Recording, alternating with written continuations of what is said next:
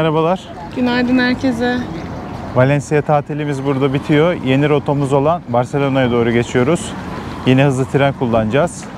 Geldiğimiz noktadaki tren istasyonunu kullanıyoruz. Biliyorsunuz Madrid'den buraya gelmiştik. Geldiğimiz tren istasyonuyla da aynı şekilde geri gideceğiz. Şimdi Barcelona turuna çıkmaya hazırsanız başlayabiliriz.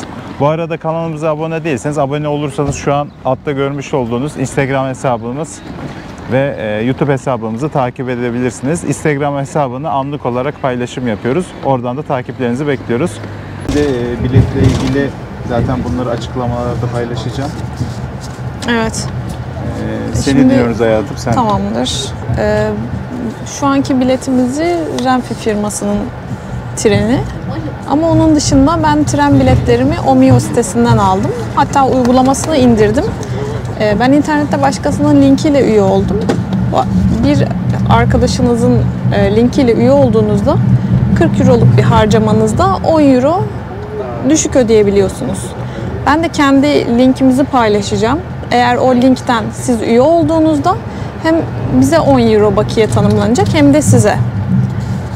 Birçok tren seçeneği de var bu arada. Tüm firmaları orada bulabilirsiniz. Şeyle farkı da yok. Ben bu firmaların kendi sitesine de baktım. Ekstra komisyon alınmıyor. Ama tren alırken şöyle bir şey var. Koltuk seçerseniz ekstra 2 ya da 3 euro bir evet yani ekstra. Uçak bileti gibi düşünebilirsiniz. Ben seçmedim ikisinde de. Evet. Valencia'dan gelirken ters yöndü bizimki. Ama şimdi Barcelona'ya düzde gidiyoruz arkadaşlar. Evet, düz gidiyoruz. Şöyle gösterelim. Bu bizim için çok önemli. Yaklaşık 4 saatlik yolculuğumuz var çünkü. Burası 4 saat, diğeri 2 saatti. 2 saatte zaten hemen geçti vakit, hiç anlamadık. Buranın şöyle bir sıkıntısı var. Wi-Fi yok ama. Evet, bunda Wi-Fi yok. Aslında Wi-Fi de çok da önemli değil. Evet. Diğerinde Wi-Fi vardı ama sürekli kopuyordu. Diğeri Vigo firmasıydı. O Fransız bir firma. Orada vardı ama dediği gibi Niyazi'nin sürekli kopuyordu. Çok aktif olarak kullanamadık. Ve yavaştı. Evet, şimdilik biz kapatıyoruz. İleride yüksek hıza çıktığında tekrardan açacağım.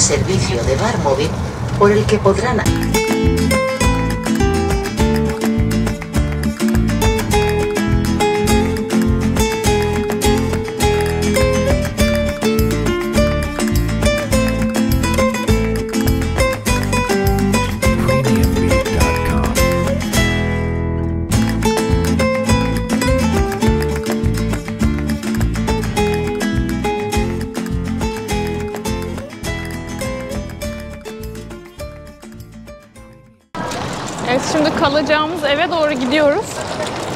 Bu arada biz evimizi internetten bir Türk çiftin hesabı var, Öznur Hanım. Oradan ben bir arkadaşım önerisiyle buldum. Kendileri burada evi kiralıyorlar. Türk misafirler geliyor, konaklıyor. Sizin de yurt dışında eğer böyle dille ve yabancılıkla alakalı böyle bir çekinceleriniz varsa Barcelona'da Öznur Hanım'ın evinde kalabilirsiniz. Kendileri her konuda da yardımcı oluyor. Evet, çok iyi niyetli bir insan. Evet.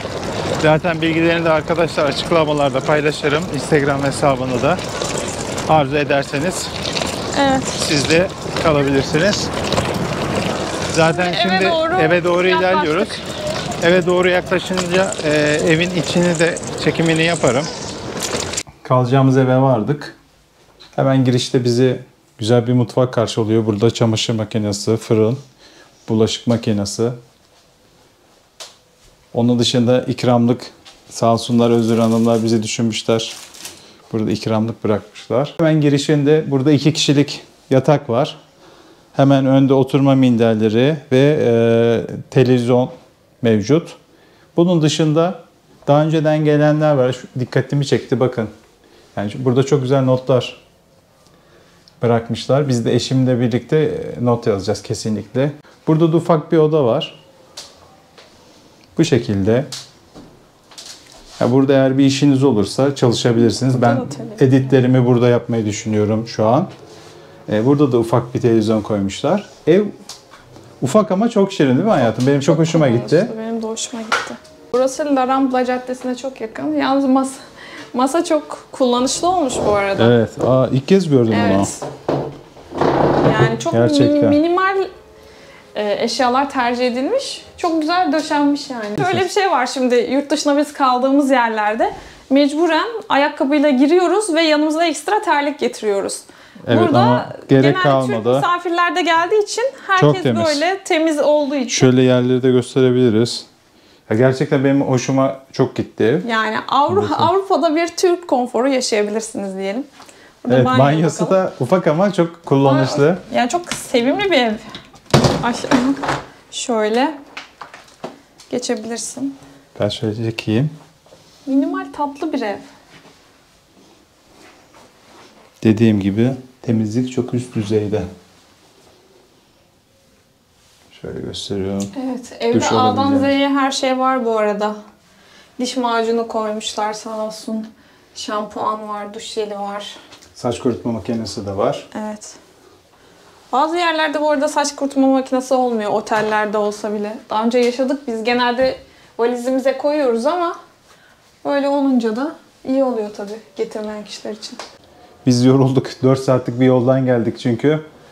Şimdi biraz dinlenelim, yerleşelim. Sonra şehri tanımaya başlıyoruz. Tabii ki hep birlikte tanıyacağız. Bu arada kanalımıza abone olmadıysanız abone olursanız da seviniriz. Bir şey mi söyleyeceksin Hayatım hayatım? burada bize bir de not düşmüşler. Evet, onu da çekelim. Şöyle kendileri not bırakmış. Arkasına da biz giderken düşüncelerimizi Evet. yazacağız. Düşüncelerimizi. Sağ olsunlar. Teşekkür ederiz. Neden herkese?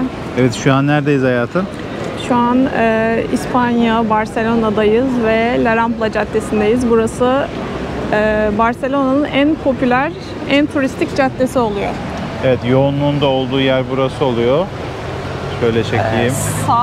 Sağ ve solda trafik akışı var. Ortada böyle genişçe insanların yürüyebileceği ve oturabileceği alanlar bulunuyor. Bu yol uzun bir cadde bu arada. Evet, dümdüz devam edince Plaza Catalunya'ya çıkıyor. Arka taraf. Arka Burası taraf. değil, şu taraf. Plaza Catalunya'ya çıkıyor. Evet, biz bugün nereye gidiyoruz hayatım? Biz bugün La Sagrada Familia'ya gideceğiz. 3'te Evet. biletlerimiz var. Şu an oraya doğru yola çıkıyoruz. Evet, oraya da metro ile ulaşım sağlayacağız. Evet. Doğru değil mi? Metrobüs başka... Ay metrobüs de. İstanbul'u özledin herhalde. Hayır asla. Metro ve otobüs gibi hatlar var. Aktarmalı oluyor.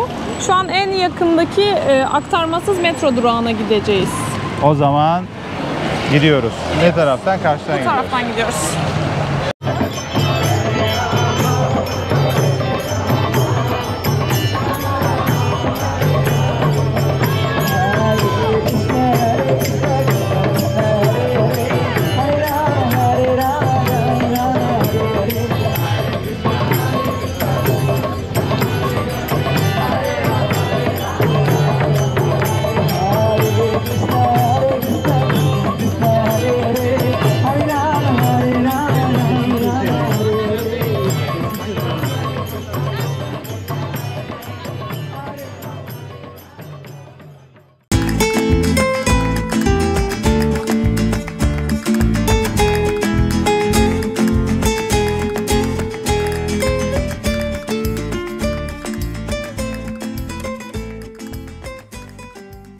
Kahvaltı için Grenier'e geldik. Şimdi buradan kruvasan çeşitlerini gösterelim.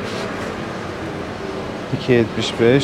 Genelde kahvaltıda kruvasan tarzı şeyler yiyoruz. Bu tür yerlere geldiğimizde. İçeride sandviçler de var. Evet, şimdi oturup siparişimizi verelim.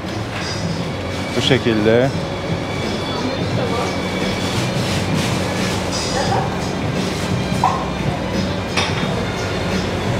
Evet, sandviçler de var. Soğuk sandviçler. Pizza da var galiba. Bunlar pizza. Tavuklu sandviç var. Biz kruvasanlarımızı söyleyelim. Empanada var. Evet, empanadalar da bu tarafta. Kahvaltılıklarımız geldi. 2 adet çikolatalı kruvasan, 2 tane americano söyledik. Barcelona bir tık pahalı, bilginiz olsun ama bunların toplamına 6,5 euro ücret verdik. Mekan da Greiner. Normalde 3'te girişimiz. Bir girelim bakalım. Bayağı kuyruk var zaten kapısında. Yani online biletimiz var ama direkt girebileceğimizi düşünmüyorum ben. Yine sıra vardır. Online'da da Evet. illaki çok yoğunluk var çünkü. Yani normalde ben buraya bilet için baktığımda biraz geç kalmıştım açıkçası. Dolu Bakın. gözüküyordu. Sorry. Sorry. Bilmediğim. Be careful always inside. Okay. Thank you. Thank you Gracias. madam. I know last train. Dikkatli olun diyor. Sağ Yani olsun. kapalı gibiydi yol. Açıkmış galiba de. Buranın sistemini çok şu an anlayamadık. Kapalı gibi görünüyordu, açık bir yolmuş. Bu sokak biraz daha bana güvenilir geldi bu arada. Fark ettin değil mi sen de? Yani evet.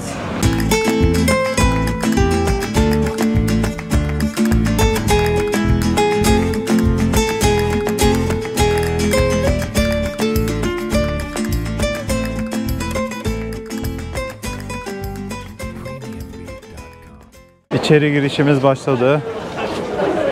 Yani girişten geçtik aslında. C İçeride kapısından güvenliğe gidiyoruz. gireceğiz. Evet. Girişte polis bilete bakıp bizi sıraya yönlendirdi. Şu an burada X-ray cihazlarından Geçeceğiz. eşyaları bırakıp geçeceğiz. Evet.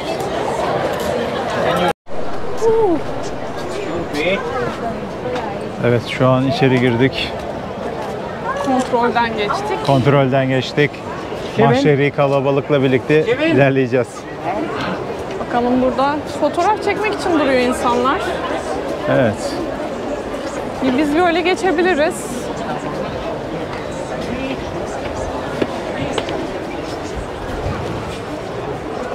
Evet, bu kilise Antoni Gaudi'nin eserlerinden, biliyorsunuz ki. En ünlü eserlerinden diyebiliriz hatta. Tamamlanamayan kilise olarak da biliniyor. Bunun sebeplerinden birisi bu kilisenin inşa aşamasında Antoni Gaudi talihsiz bir kaza geçirerek trenin altında kalıyor. Hatta yani bedeni tanınmaz bir hale geliyor. Sonradan fark ediyorlar ölen kişinin Gaudi olduğunu. Böyle trajik bir öyküsü var. O yüzden burası da tamamlanamıyor.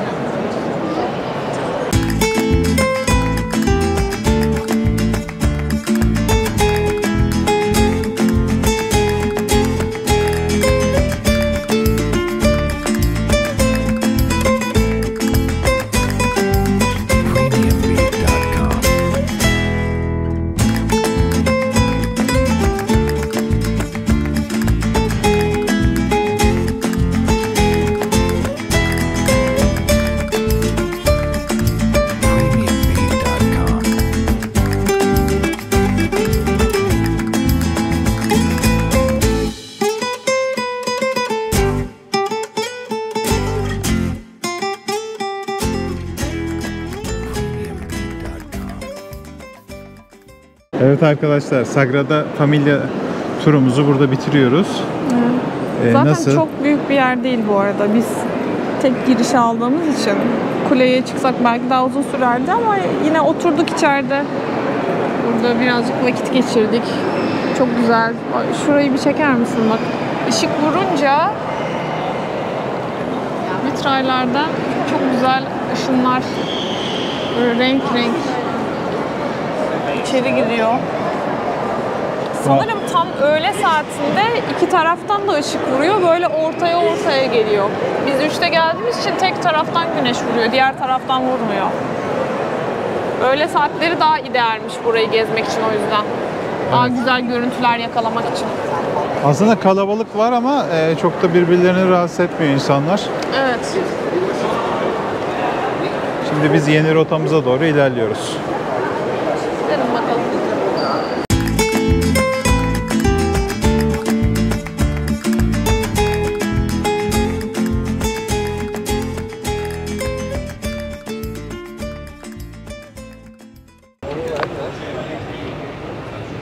Evet arkadaşlar, Gaudi'nin önemli eserlerinden Casa Mila görüyorsunuz şu an. Burası da gezilebiliyor ama biz burayı gezmeyi tercih etmiyoruz. Önünden geçiyoruz.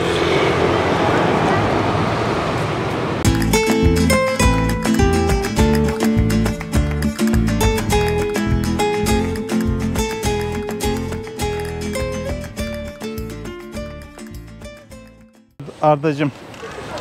Bankın bana emanet. Şöyle senin pozdan da vereyim. Belim de biraz ağrıdı yürümekten. Evet, biz de bir tik atıyoruz dermiş. Tabii ki de hayır Hayatım yapmıyoruz. kalem ver de. Sonrasında kamera arkası diye. Kamera arkası. Ben de şimdi şafak atacağım buraya geldiğimde. Gerek yok. Biz buraya kaydımızla bir şafağımızı attık. Evet, biz buradan arkadaşlar biraz enerjimiz düştü. Tiramisu yemeye gidiyoruz. Yani. Tiramisu'yu yemeyi özledik. Haydi gidelim. Biz ne kadar buranın yemeği yoksa onları yiyoruz. tercih ediyoruz arkadaşlar. Çünkü bize hitap etmiyor Evet. açıkçası. Yo, yine deneriz ama tüm gün aynı şeyleri yiyemeyiz yani. Evet.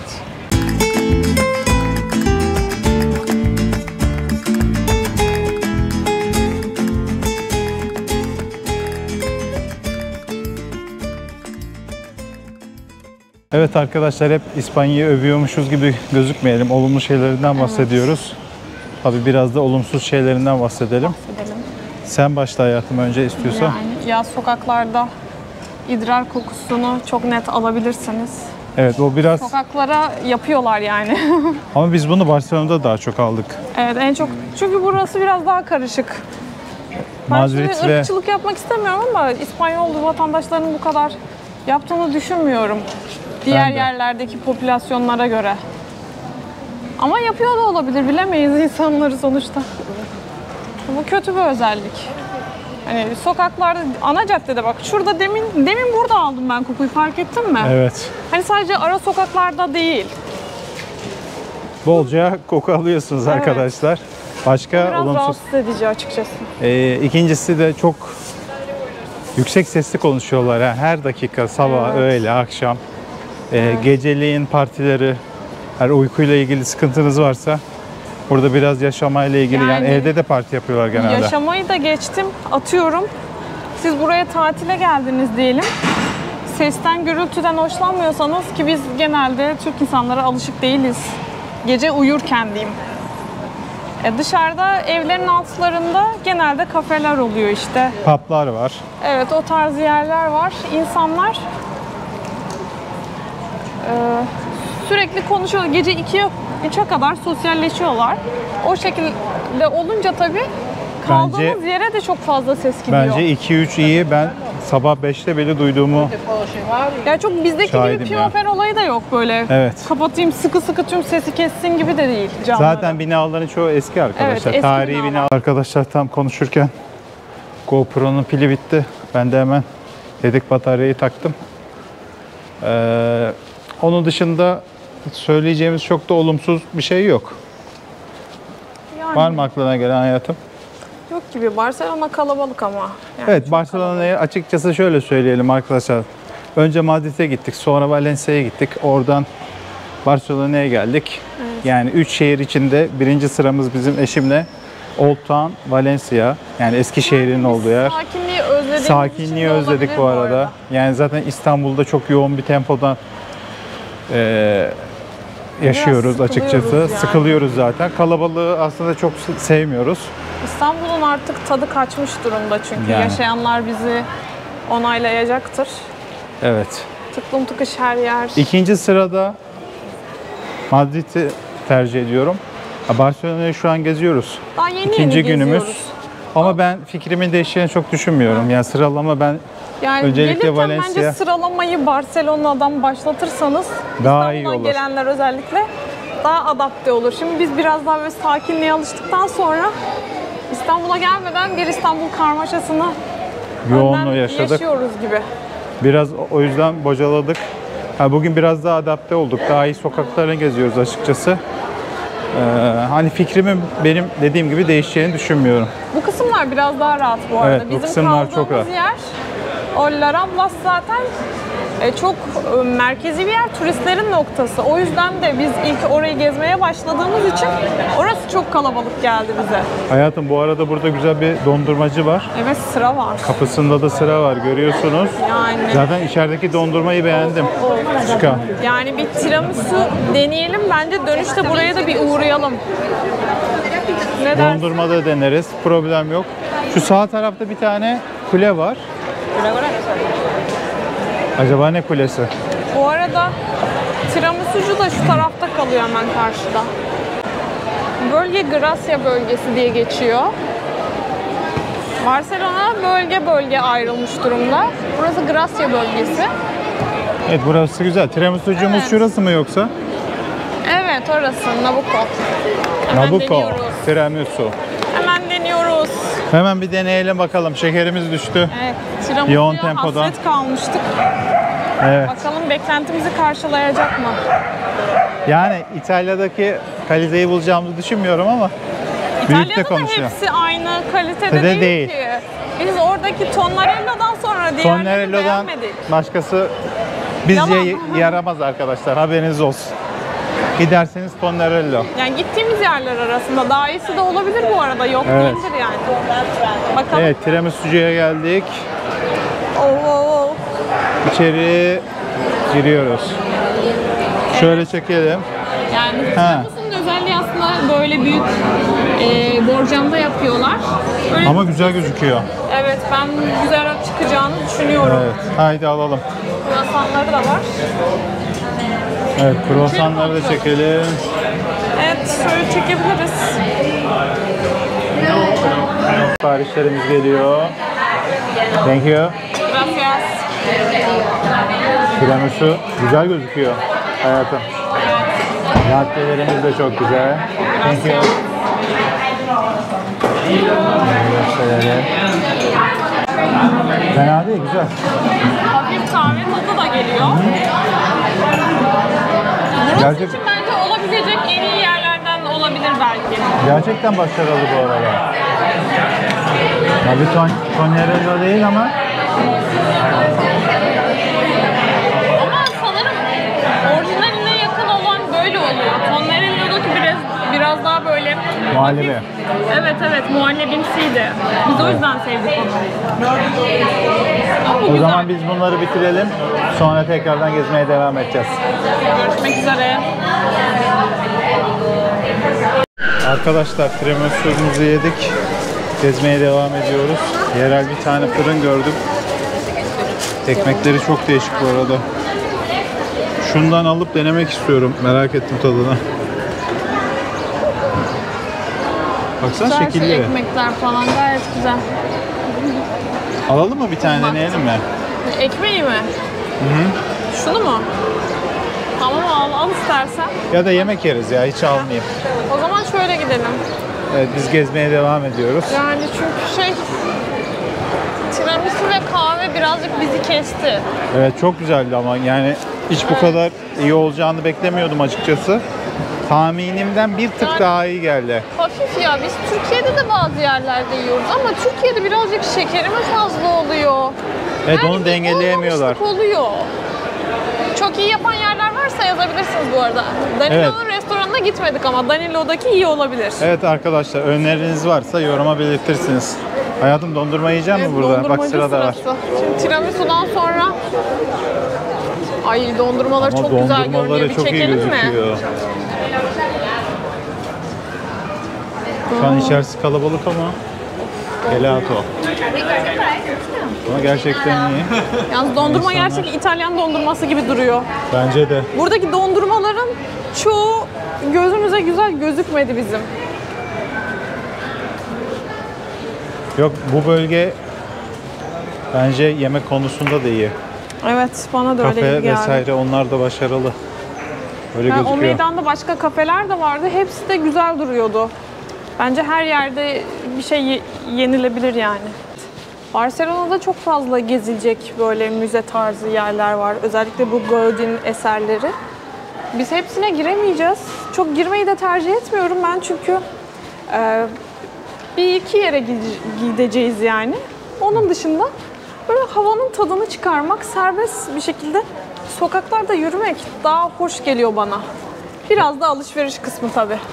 Alışveriş de seviyorum yani arkadaşlar. Özellikle Madrid'deki Primark'a bayıldık. Evet, orası Yani şahaneydi kendi ya. adıma 5 katlı resmen bir AVM'den bir mağaza yapmışlar. Ondan sonra Valencia'ya girdik, küçücük. Barcelona'ya girdik.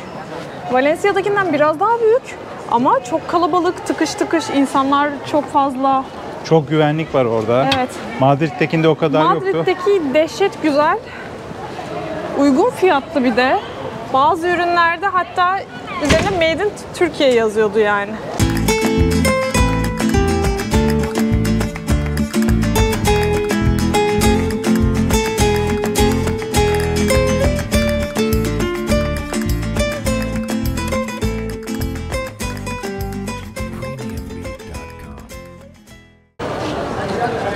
Mavi, gümüş ve altın dediği var. Detaylı olanı arkadaşlar 53 euro. Görüyorsunuz şu an ekran değişiyor ama. Gold paket 53. Sadece burayı mı kapsıyor? Burayı kapsıyor galiba. Evet. Değişik. Gümüş paketi 51 euro. Mavi pakette 43 euro. Yalnız içerikler onda şeklinde. 2 tane yere giriyorsunuz. Gümüşte 5 tane yere giriyorsunuz. Gold pakette 7 tane yere girebiliyorsunuz. Arzu ederseniz gelebilirsiniz.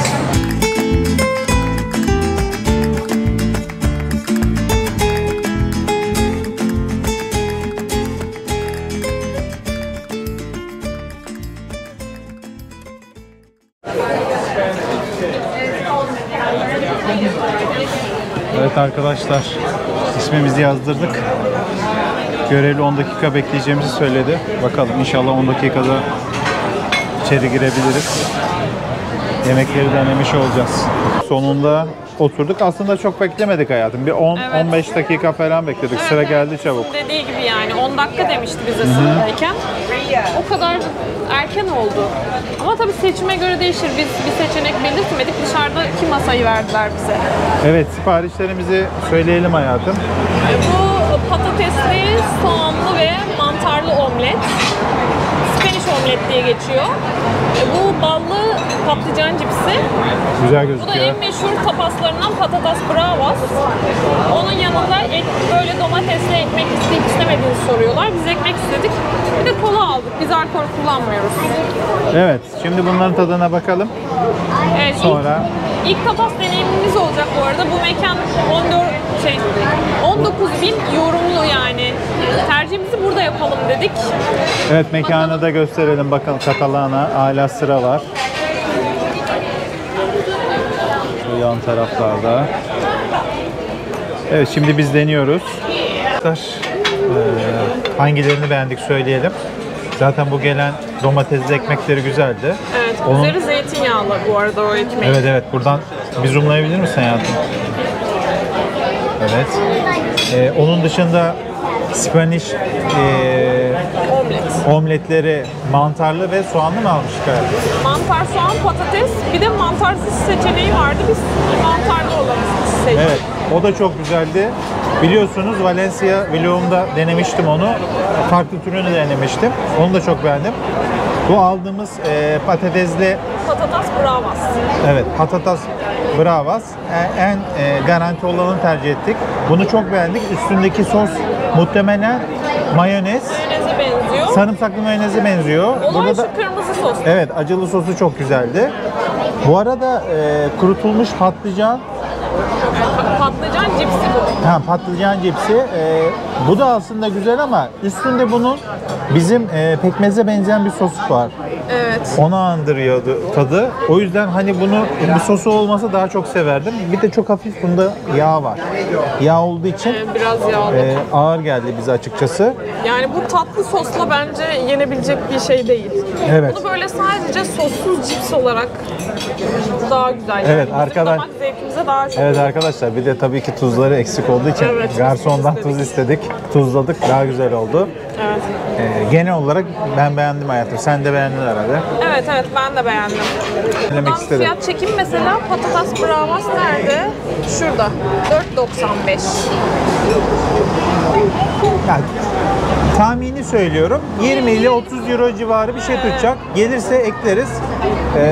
Çünkü Barcelona'daki ikinci günümüzü de burada kapatalım. Zaten yarın tekrardan üçüncü günümüzde yeni rotalara gideceğiz. Şimdilik kendinize iyi bakın. Görüşürüz. Hoşçakalın.